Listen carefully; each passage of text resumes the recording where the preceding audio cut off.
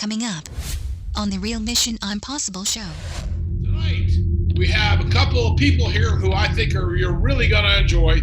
Elaine and Heath Brewer. I don't know if you can see the pictures here, but it looks like the athlete in the family is Elaine. It looks like Heath is just one lazy guy. He's even got his wife carrying him around. I mean, who does that? Heath is a veteran. He's going to tell you a little bit about his story. I know for sure he was in the Navy, Special Operations for over 20 years. All right, so guys, I'm going to fire some questions away. Heath, a question to you. What got you inspired to join the Navy in the first place? It's kind of fun. I find it funny. I'd always watched G.I. Joes growing up. I had never really thought that, I could actually go do that. It might be normal for their job, but their brain kind of shuts off those emotions so they can do their job, right? Same thing with veterans.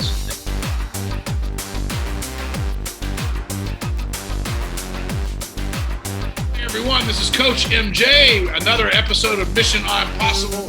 Tonight, we have a couple of people here who I think you're really going to enjoy, Elaine and Heath Brewer. Now, I don't know if you can see the pictures here, but it looks like the athlete in the family is Elaine.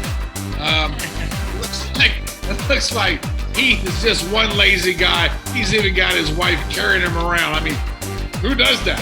But they're here tonight because they are the founders of a new center. They're going to talk about that. It's under planning and it will be built. It will be called the Humble Warrior Wellness Center. Heath is a veteran. He's going to tell you a little bit about his story. I know for sure he was in the Navy in Special Operations for over 20 years. Now that he's retired, he had some of those experiences, some that he talks about and some that he can't talk about. And, if he did talk about it, what would happen to you.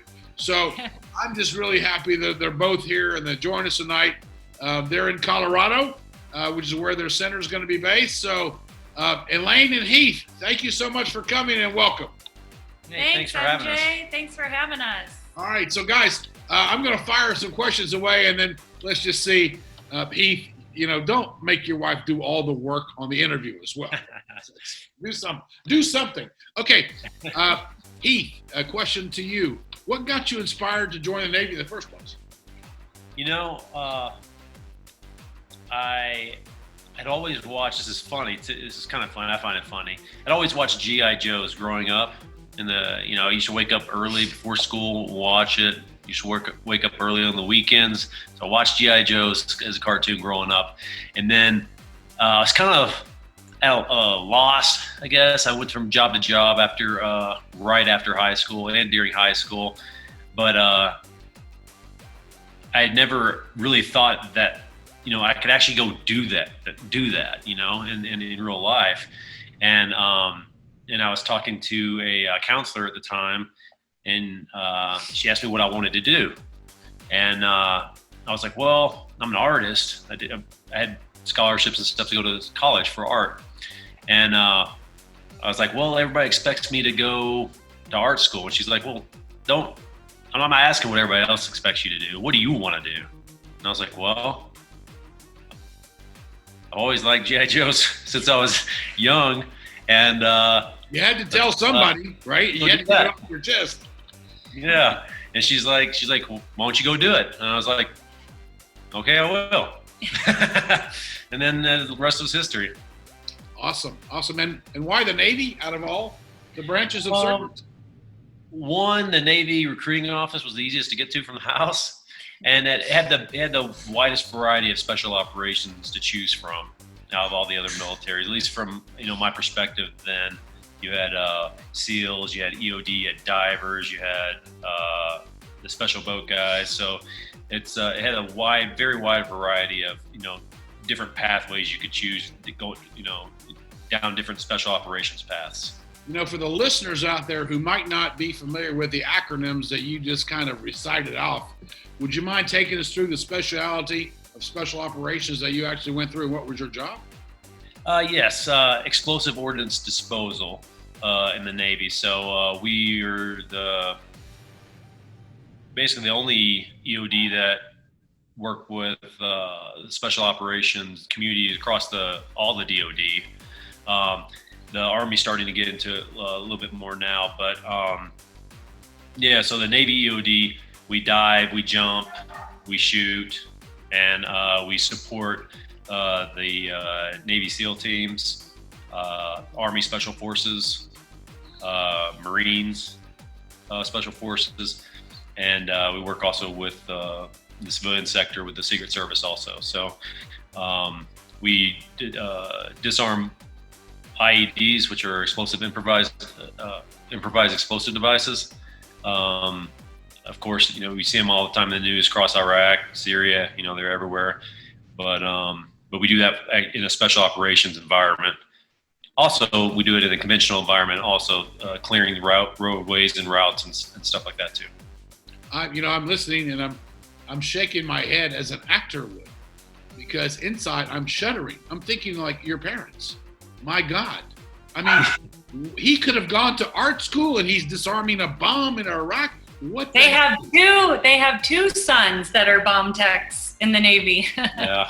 So not just one. So actually the conversation between mom and dad was, it's all your fault. Yeah. Wow. So, I mean, I can only just say, first of all, I'd like to say on behalf of everyone, thank you for your service. And for you to choose, I don't think I'm really playing this down. For you to choose one of the most dangerous jobs in the world, not just in the service, in the world. How did that play on your nerves? Everybody would ask that question. At the time when you're going through all the training and you go through, and especially when you're there, a lot of times you fall back on your training, you fall back on your ingenuity and creativity to get the job done and safely. But so there's really no nerves, and we might get into this, might be getting a little bit ahead of myself here, but as you get put in these environments, in these kind of dangerous environments, those mechanisms in your brain kind of turn off. Those all the nerves and all the doubt, any kind of like feelings almost get kind of turned off, and your brain almost switches into fight or flight, right? So, and of course we're there to do a job, so we're there to fight and get through it. So you don't really feel anything during it. It's more afterwards. And when I say afterwards, for myself, it was long afterwards. I'm talking about 17 years afterwards, after doing this stuff for that long, is when I started looking back on it, and it's sort of like, wow, what was I doing? and then it's kind of tough to explain. But like the easiest way I can explain it is you don't really get nervous when it's something you've trained for and you've prepared for. It's like I guess a lot of different things. Public speaking can be the same thing. If you prepare correctly, he dials down the nerves a lot. So. All the nerves and worrying was left for me to do. So yeah. And did you do a good job, Elaine, of doing the worrying? Did you do a good job knowing that if he does come back, he's just going to have you carry him around on your back anyway? I did a good job for a while. And how long when did you meet and where? So we're both from St. Louis, Missouri, and we went to the same high school, even though he's 4.5 years older than me. His brother was in my graduating class, one of his brothers. So he was like a senior, maybe dating a freshman kind of thing.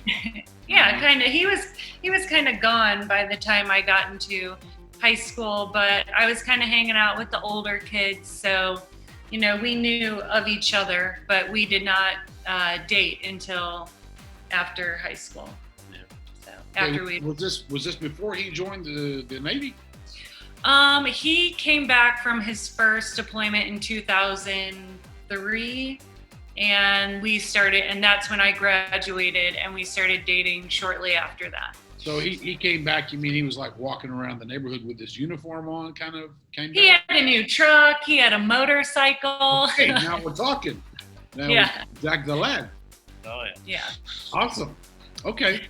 So now you've been together how long, so that everyone knows?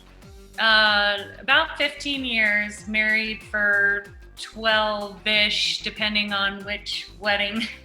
Which day? Yeah, which date. So we kind of eloped a little bit and just got married in Starbucks, and then went out and played a poker tournament. And then that's when I say I married the Navy, and then we had a big wedding. Right behind me, it looks like there's a couple of children involved in this marriage. Who do we have there? We have Blake, who is our 10-year-old, and we have Ryan, who is our surprise baby, and he is going to be 2 in October. Well, congratulations. God gives us great surprises, and you're blessed Oh, yeah. to have them both and each other. I'm so delighted for that. Heath, I want to get back into a question here. The movies that we see where there's can you call it a bomb squad? What would you call it? So a team like yours, they're defusing a bomb. The time is running out. You've already told me. You just automatically go to your training. You're not even thinking about all the sweat and bullets. You're just doing what you got to do because you're in a fight or flight mode. Okay, I got that. But after that, and you have a decompression time. I think right before the show started, I mentioned something. I'll come to it soon after this. But there are people who do your job who somehow or another aren't able to cope with the stress. Am I right? Oh, yeah, and it's completely normal. It's people in high stress environments in these job fields, first responders included, and basically the military in general. You train on that side of the brain, or side of the nervous system actually, and you deploy and you're on that side. The hard part is the balancing act. So what we haven't done a really good job with doing is maintaining that balance. So you can decompress. So it's hard to if you're in the side of the nervous system that doesn't really have a lot of the feelings basically associated with it, because those are on the parasympathetic nervous system. That's on the opposite side of the fight or flight. So when you train all the time in the fight or flight, you get really comfortable being there. Your brain likes to go there. That's where you're open. Your senses are open, and you operate. Where are we when we're repressing our emotions? Where are we? When we're pressing them away. Repressing, holding them down, not facing them. You're in the sympathetic nervous system. You're in the fight or flight. So what happens is just sometimes in the sympathetic nervous system, you can go really high and you're very emotional, or you can go and you're just completely suppressing. You're numb. Yeah, numb. Right. And that can go on for years.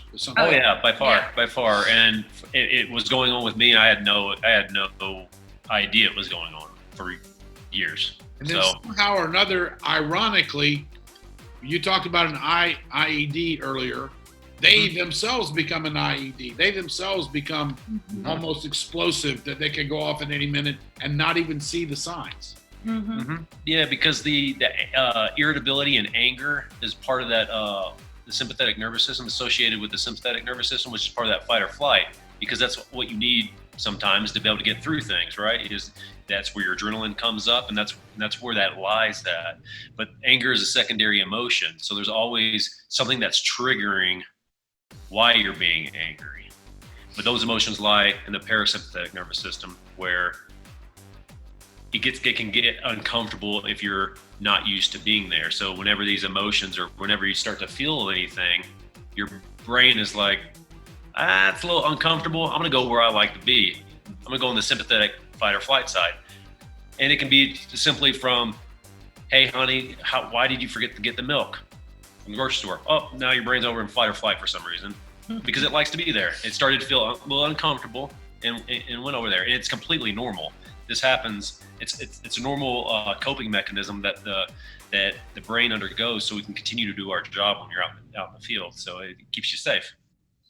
You know, I'm going to parallel just for a moment and segue to a football player. I was interviewing someone who played for the NFL recently, and when a player is doing their job and they're going downfield and they pull a hamstring or something comes out, right? does that make them a bad person? No, absolutely not. No. So An injury. that's an injury. And the same is true with veterans who have gone through the jobs that you do. They can maybe get out of the one mode into another mode because there's a slippage somewhere. And maybe not their fault at all. And of course, because we have such a stigma in our culture worldwide, to use the word mental health is already a condemnation to some people, whereas I know, and you advocate for this, that the most important thing is to talk about it. Correct? Oh, yeah, and it's and to think that being in these positions and witnessing some of the things that you witness and have to deal with, I can throw EMTs in there also, pulling responding to car wreckages all the time. That's not normal, right? So what they're seeing is not normal. It might be normal for their job, but their brain kind of shuts off those emotions so they can do their job, right? Same thing with veterans in these high stress and dangerous job environments. It's normal. If it doesn't happen, that's abnormal. Like if you see all these things and witness all these environments and you're unchanged completely and nothing's changed at all, then that's kind of abnormal. That's almost, I would call that a disorder. But no, in no way I believe that post-traumatic stress is a disorder, because it is the normal functioning of the brain. That's what it's not a disorder. It's the way the brain works. How the brain deals with trauma. So it's a fail-safe mechanism that can shut a person down or make them open to a trigger and be much more vulnerable to a noise, to an insult, to a word that meant really nothing. But they can amplify that and use that as a way for them to act out the frustration that they're suppressing and hiding. Is that right? Mm-hmm. Yep. Wow, this is really, really a very big thing. I said that before the show, I'm going to go into this now. As I understand it, astronauts, and we're bringing somebody from that space over soon, when they come back to Earth after they've been on a mission, they've been up to the International Space Station for a year, they come back and they go through decompression and they go through medical checks and they go through all of this. And yet you have veterans go out in the field. They deploy in dangerous missions. We don't want to go into details about how dangerous and all the rest. All of us can use our imagination, and then we probably won't even cover it. But when they come back, is there support now? Are veterans being nurtured when they come back from a tour? Do they go through some kind of decompression for emotional and mental awareness to help them be self-aware so that they can begin to assimilate normal life in the military and when they leave? It depends. I would say yes and no. Yeah. Everyone usually has to go see the base psychologist or the unit psychologist and go sit down. Hey, did you lose anybody during this deployment? How do you feel about that? And so the education part for me, understanding why some of the things happen and some of the practices that I'm sure we'll talk about later, and being mindful and understanding what's going on and being able to notice what's going on is a big deal, because like myself before, I had went to these psychologists after deployment and stuff, and they ask these questions and, how you feel, do you witness anything bad, blah, blah, blah, blah. I'm like, no, I'm fine. I mean, I feel fine, but in all reality, you're not really feeling anything. So didn't you kind of have your answers like canned before you go in because you knew it's a routine? Yeah. You get through just to pass through compliance so you can bounce on out to Burger King. Yeah. And they take care of special operations, special forces a little bit differently, and they're given certain things provided to them more so than, a lot more so than like an infantry guy. So yeah, he got a little bit of catering to him, but for everyday, just, infantry guys, they're not really getting this. No, they, like I said, they have a quick, psych checkup, and then they're on their way to their next training event. So, and an infantry guy would not normally have the training that you have. So for them to experience trauma without the preparedness that you have might even be more debilitating for them. Yeah. And I mean, they were, towards the end of his career, they were starting to bring in sensory deprivation pods and alpha stim, and they were really starting to comprehend how important sleep was. So they were issuing Tempur-Pedic beds. So there was a lot that was kind of going into keeping them efficient operators at that point. So it was kind of moving into that space for special operations, but not, that was special operations is such a small portion of everybody who's affected by this. So, Heath, did you have a colleague doing the job that you were doing that you lost during your journey? I have many friends that have fallen a long way, and then we actually had one this past year commit suicide from my first deployment. My team chief, because he was at a place, especially at his time when he retired, where none of these some of these special programs that they have that you can go to get the education and all the tests done, and learn about why you may not be feeling the same as you used to be able to feel, and then how to correct it and how to become more balanced. So before I went to a special program from Walter Reed, is a 4-week intensive outpatient program there, I was completely unaware that I had anything wrong, I'd say wrong, going on in my head. I knew I had bumps and bruises and my back, my neck, shoulder, knees, everything else, but I was completely unaware of any kind of psychological injuries that I had. So I went to that program not understanding why veterans commit suicide. I was going, because I was completely fine, so I was going, I was completely fine until we went there, and then they introduced some of these holistic therapies, meditation, mindfulness, and I went there with an open mind, and I did it.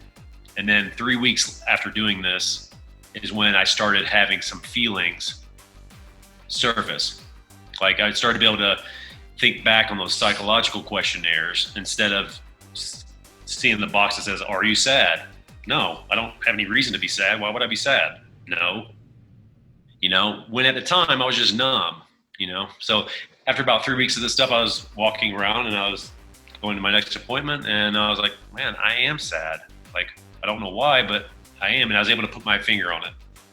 Well, and that was because of the clinic, the 4-week clinic that you went through at Walter Reed that they had created just for this purpose, and made you aware of some of the tells. Yeah. That's great to hear. Yeah, I mean, we had lost a lot of, friends and his teammates along the way. And so I was tracking that there was issues going on. He wasn't tracking it, but, I was telling him all the time, you're shut off, you're emotionless. I feel like I'm talking to a wall, this, that, and the other. So I was very aware of that something was going on. Were you deeply aware from a psychological implication? Elaine, did you think like maybe you need to shake him out of it because he might have lost himself in there somewhere?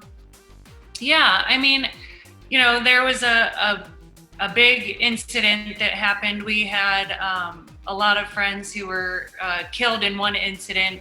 It was a rocket-propelled grenade launcher that went through a Chinook helicopter. And so lost a lot of guys that day, and that really affected everyone in that community across the board. And I think a lot of people started really having issues right around that time. And that was in 2011. 11. And, he wasn't tracking anything until 2018. So it took and I was tracking it the whole time. I was saying something's wrong. You're not present. You're not here when you're home. And it didn't really hit him until 2018 that, wow, I was going through something. And that wasn't even, I think that was more of almost a catalyst that just made, some of the things that I saw and was witness to in 2003 and 4 and 5, that I'd already started turning off and numbing way back then. And that's when I kind of started having my own mental health issues, because that was kind of like, wow, that could have been my husband. That was, my friend's husband's. And so it became real that, loss and death is too close to home. Yeah. Yes. Well, thank you so much for sharing this. You've used a word that I'd like to just bring up now, because I feel a lot of hope with this word, and the word is mindfulness. Could you, both of you, dive into that and just give us a clue of what that means to you? Yeah, I mean, for me, it's just being present, having like mindful awareness where you're able to kind of take some self-inquiry and say, this situation is weighing on me, or, like being able to get out of a bad situation, taking care of yourself, knowing when you're being triggered, just really kind of being present to what's going on internally and what's going on around you and how it's affecting you, making you feel. It's just that a lot comes in when you're able to be mindfully aware. If you're having 3 glasses of wine a night, every night, you're able to kind of be like, all right, that's maybe I should take a break from that, where, before it was just kind of, that's how I was numbing, in my own way. And you've used also the word meditation tonight. Do these two go together, mindfulness and meditation? Absolutely. Yeah. The meditation was a game changer for me. Learning how to do it was the game changer.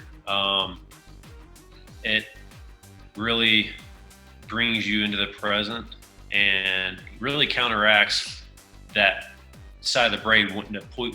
So for me, I always wanted to go to the sympathetic nervous system and into that fight or flight mode. So being present and being mindfully aware in these, in safe, calm environments, it really allows you to balance yourself out in the parasympathetic side. So you can maintain that balance so you don't automatically go to that fight or flight side. And doing it, it really just keeps the calms nerve. It keeps you mindful. Yeah. It really helps with keeping you mindful recognizing when you're getting too triggered or you're too stressed out, or you have some things creeping in that I need to go do a 15-minute meditation, and you come back and it's like, okay, I'm ready. I'm reset and I'm ready to continue on. When you give yourself some time to just sit alone and digest some of your thoughts, a lot comes up with that. So, do you have an opportunity to find a quiet spot as parents? We have a little Zen den in our house. Right, so cool. It's our little meditation room. Right. But one of our favorite things is our gym has a eucalyptus steam room, and we kind of go in there and put on a guided meditation and sit in there, and that's kind of where we go to have our quiet time if it's not possible at home. And it really helps, like saunas and steam rooms. They really help, even with the eucalyptus, any kind of scent. It helps you be present and hone in on that mindfulness, because it's really easy to smell.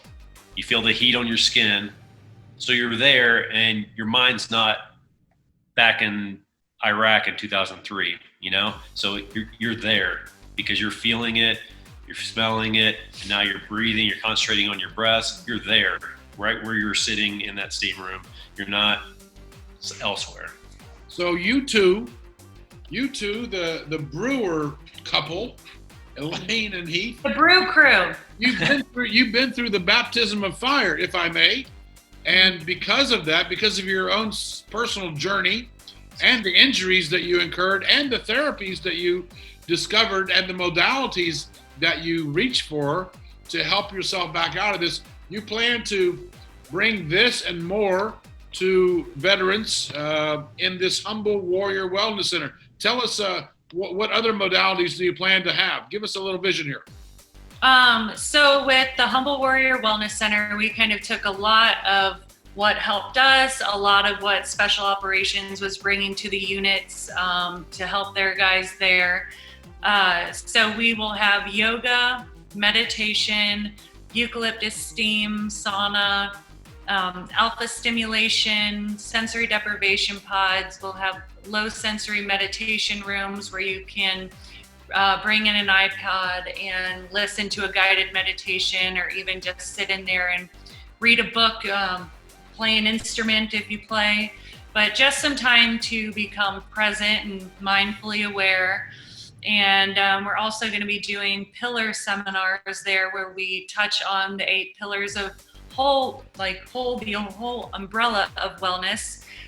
So we'll be bringing in spousal resilience teachers, financial peace, how to meditate, how to use breathing techniques, talk about sleep hygiene, nutrition. So we'll be doing Humble Warrior hikes out here in Colorado, bringing people out into nature and environment. So it's just like a whole center to kind of take these men and women in these hyper-vigilant work environments and bring them out of the fight or flight, out of the sympathetic nervous system, bring them into the parasympathetic nervous system, where they can just relax, restore, and be able to bring home a whole new energy from their jobs to their home and personal lives. And, it should transcend throughout their entire life if they start kind of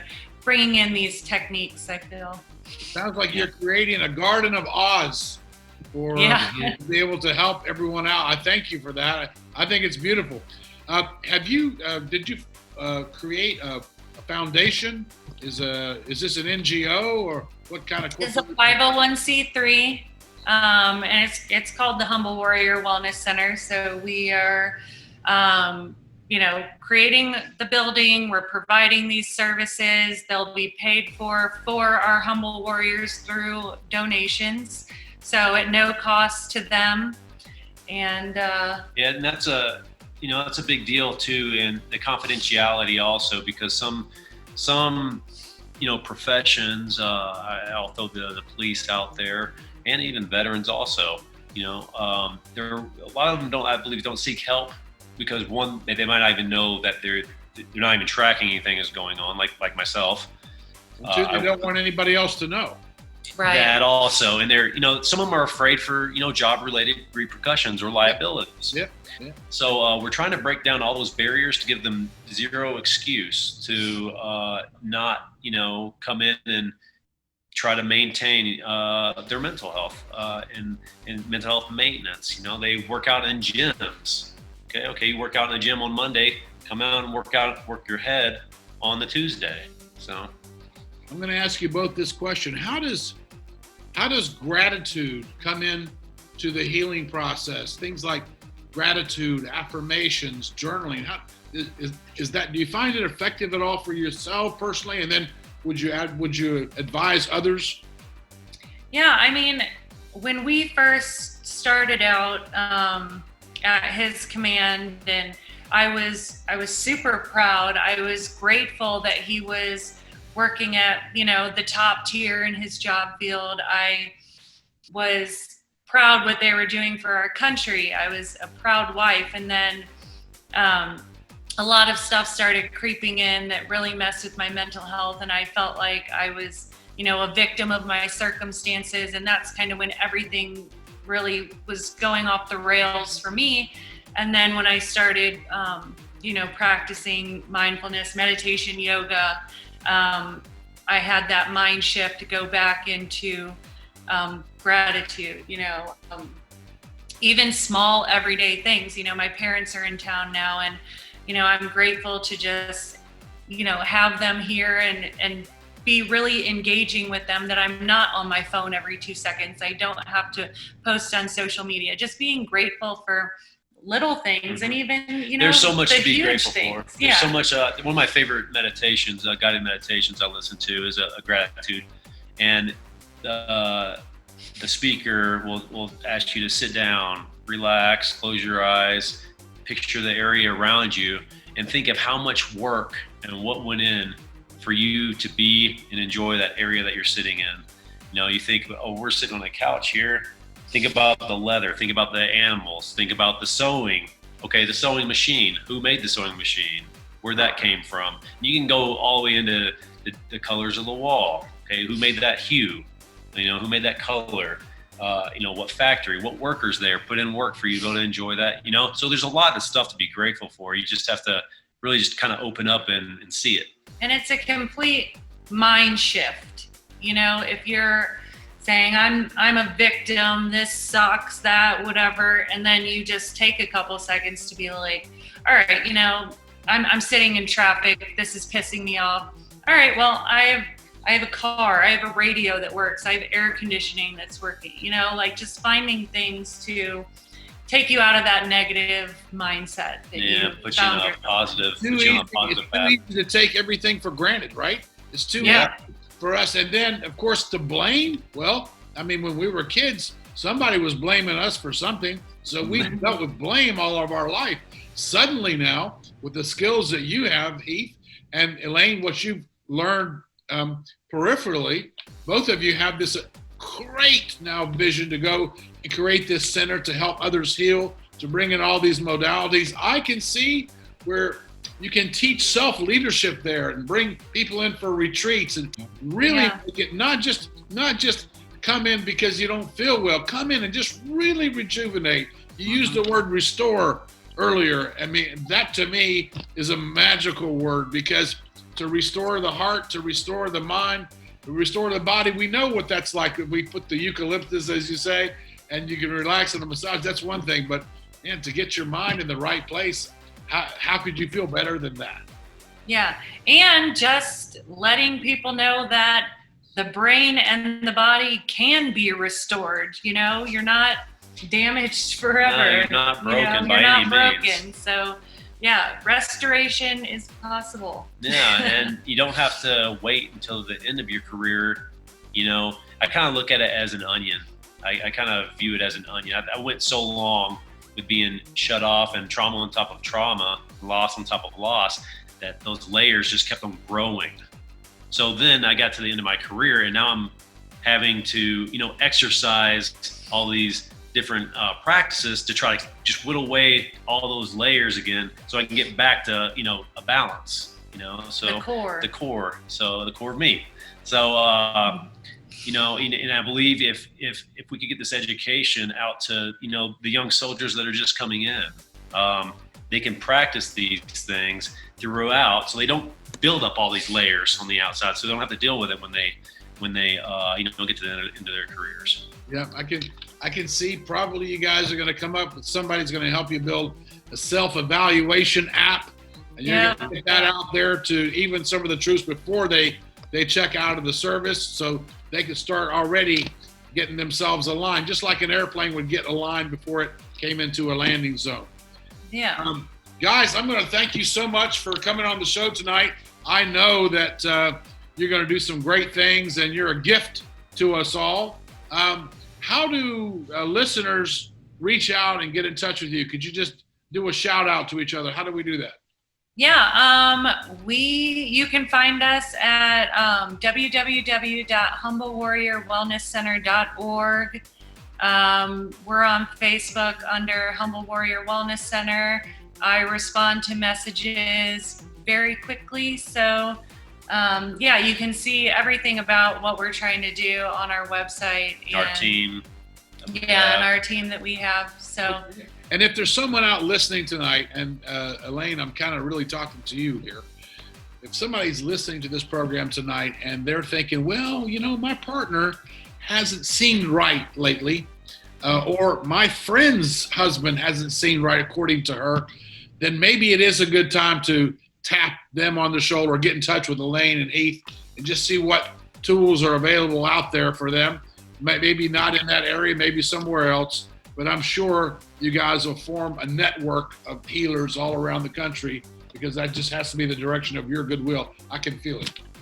Yeah, I mean, absolutely. You know, it's my mission to kind of give back to these, you know, our country and our community service members. They've given so much for, you know, our country and their communities with our first responders. So it's really my mission to give back. So reach out, even if you don't know where to go or who to talk to. I'm happy to talk to anybody, help you find some resources. Don't be afraid, reach out. I will be there to help out in any way that I can. Like we said before, it's normal. Yes. Yeah. So there are so many things that you've gone through, both of you, and you probably have faced that brick wall. You didn't really know what the solution was. Again, other people are going through that at their time, you know, and where they're at in their life. And we just want to send a message to everybody out there that when you think that something is totally impossible for you to get through, think about Elaine and Heath. They're I'm possible, and everybody has the ability to be possible. So thank you, everyone. Thank you, Elaine and Heath. God bless everybody, and be possible. Thank you. Thanks, MJ. Thank you.